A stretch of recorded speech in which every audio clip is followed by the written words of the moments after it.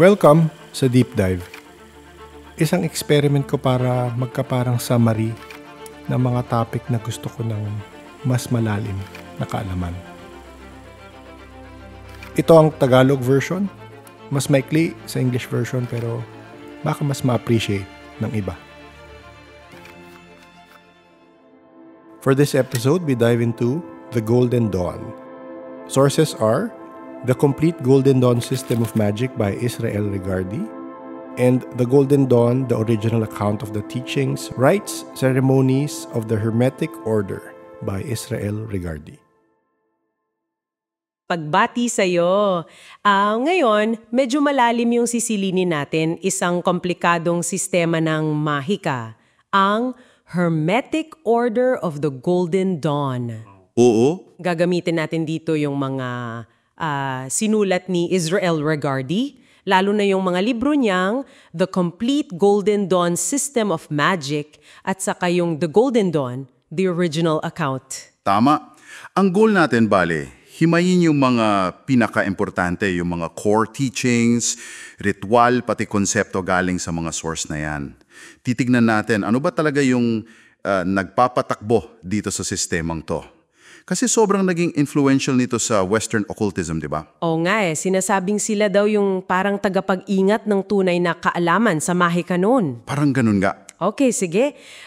Simulan natin siguro sa pinagmulan. Paano nga ba ito nagsimula? Merong mga kwento tungkol sa mga cipher manuscripts, tama? Ayun, yun nga. Nang nanahanap daw ni Dr. Westcott, hindi nga lang klaro kung saan talaga Baka daw sa lumang bodega ng Mason o kaya sa, alam mo, bilihan ng libro sa Farringdon Street o baka galing kay Frederick Hockley. Oo, medyo vague yung origin ng manuscripts. Pero ang klaro, si MacGregor Mathers daw yung tumulong kay Westcott para ma-decipher, para maintindihan yung nakasulat. Okay. So, teamwork pala. Mukhang ganun. At dito na raw, parang nagsimula yung ugnayan nila kaya Fräulein Anna Sprengel sa Germany. Si Sprengel, yung German adept daw. Yun nga. Siya raw yung nagbigay ng, kumbaga, basbas o otoridad kina Woodman, Westcott at Mathers para itayo yung order sa England. Interesting. At ano yung pinakalayunin nila sa pagtatag nito? Yung pinakaubod talaga, initiation. Pero hindi lang yung basta pagsali. Ito'y isang proseso, isang paghahanda para yung tao maging higit pa sa tao. Yan yung term nila Higit pa sa tao? Oo. O kaya, yung mata mo ang knowledge and conversation of the Holy Guardian Angel. Ito yung parang Holy Grail nila, yung tinatawag nilang great work. Wow! Ang lalim nun great work. So paano nila ginagawa yun? Ano yung mga turo? Well, napaka-central dyan yung Tree of Life, yung puno ng buhay. Siguro familiar ka na dito. Yung may mga Sephiroth. Tama. Yung 10 Sephiroth. Para siyang mga antas or aspekto ng banal. Mula sa pinakataas, yung Kether, yung Divine White Brilliance, tapos pababa, andyan yung Tiferet, Beauty yan, konektado kay Raphael, hanggang sa pinakababa, yung Malkut, ito yung ating physical world. Tapos may mga paths din na nagkokonekta sa kanila, diba? Exactly. 22 yun. Para siyang blueprint ng pag-akyat pabalik sa banal. Tapos, kasama din dyan yung Kabbalistic Cross Ritual. Yung ate, Malkut, Dehobura, Vegedula, Leolam, Amen. Oo, ginagamit nila yan para isentro yung sarili, para kumonekta. Basic pero fundamental. Okay. Bukod sa Tree of Life, ano pa yung foundational ideas nila? Mahalaga rin yung konsepto ng microcosm at macrocosm. Yung ideya na ang tao, microcosm, ay salamin lang ng buong universo, macrocosm. As above, so below. Parang ganon. Sakto. Tapos, tinitingnan nila ang tao na binubuo ng 3 bahagi, bale. Nefesh, ito yung parang animal soul, yung mga passions natin. Ruach, yung isip, yung rasyon. At Neshama, ito yung higher self, yung spiritual awareness. 3 level ng pagkatao. Oo. At syempre, nandyan din yung 2 haligi o pillars. Yung puti na active o masculine at yung itim na passive o feminine. Sumisimbolo yan sa balanse ng magkakatunggaling puwersa. Kailangan daw yung balance na yon para sa stability. Okay, so hindi lang ito puro teorya at philosophy. May mga practical applications, mga ritual. Oo naman, punong-puno ng ritual ang sistema nila. Yung neophyte ritual nga lang, tinitingnan nila na parang isang, makina. Makina. Oo, engine daw na nagtutulak sa baguhan, sa kandidato, patungo sa espiritual na liwanag. Sabi pa ni Rigardi, kailangan itong maranasan, hindi lang basta inaaral o iniintindi, dapat damang-dama. Kailangan ng experience. Makes sense. Tapos, gumagamit din sila ng mga simbolo sa ritual, tulad ng pentagram at hexagram. Yung star symbols? Oo, yung pentagram, simbolo ng tao o microcosm.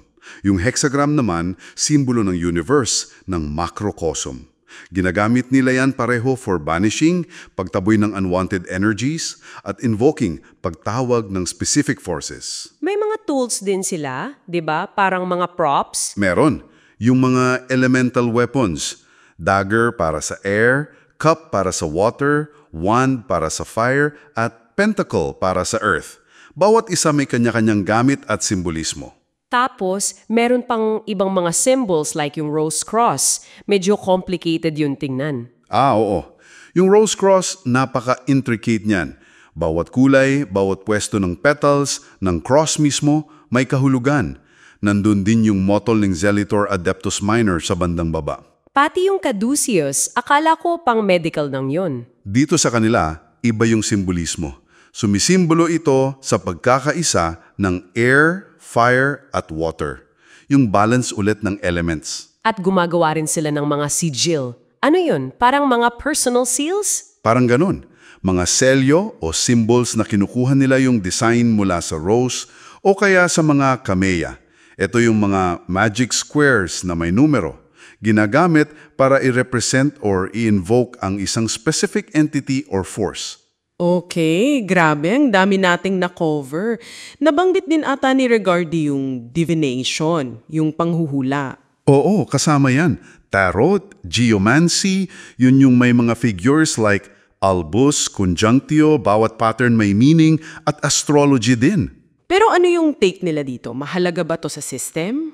Tinitingnan nila ito more as parang saklay or tulong lang, lalo na sa mga nagsisimula pa lang, para mahasa yung intuition, alam mo yun. Pero ang sinasabi, ang isang tunay na adept, yung mataas na yung level, hindi na raw necessarily kailangang umasa dito. Okay. So training wheels lang. Parang ganon, kasama na rin dyan yung scrying. Ito yung parang pagtingin sa ibang dimension sa astral plane gamit ang mga simbolo tulad ng tatwas, mga elemental symbols yon. Pati na rin, syempre, astral projection. At alchemy, nabanggit din yun. Pero hindi lang yung literal na paggawa ng ginto, tama? Tama, mas malalim pa doon. Ang alchemy para sa kanila ay tungkol sa pagpapabilis ng spiritual evolution, hindi lang ng tao, kundi pati ng kalikasan. Kasi naniniwala sila na lahat ng bagay natural na nag-evolve patungo sa perfection, sa mas mataas na estado. Ang ginagawa lang daw ng alchemist ay pabilisin yung natural process na yun. Wow! Ang ganda ng concept. Oo, pero may kasamang babala. At ito yung importanteng point ni Rigardi, yung panganib ng egotism, yung paglaki ng ulo, kumbaga. Dahil sa powers or knowledge? Pwede. Yung pakiramdam na I'm special or I know more, madaling mahulog daw doon at ang mahirap pa, minsan hindi na mamalayan ng practitioner. Tapos, pag lumala na, sobrang hirap ng itama. Isang malaking danger daw yan sa spiritual path. Makes sense.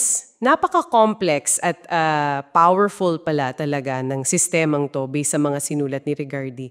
Ang daming layers. Nakaka-intriga talaga kung paano nila pinagsama-sama lahat ng elementong to. Totoo. Sobrang lawak. At ito siguro yung magandang pag-isipan natin. At para sa iyo na nakikinig.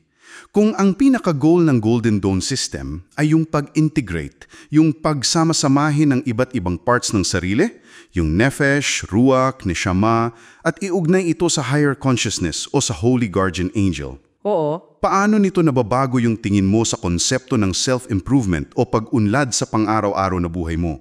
Hindi ba parang mas holistic yung approach? At ano kaya yung pwedeng maging application ng idea ng balance, ng balanced forces, at saka yung pinabilis na evolution kahit na ilabas natin sa konteksto ng mahika? May mapupulot kaya tayo dun? Magandang tanong yan. Yun yung iiwan nating palaisipan.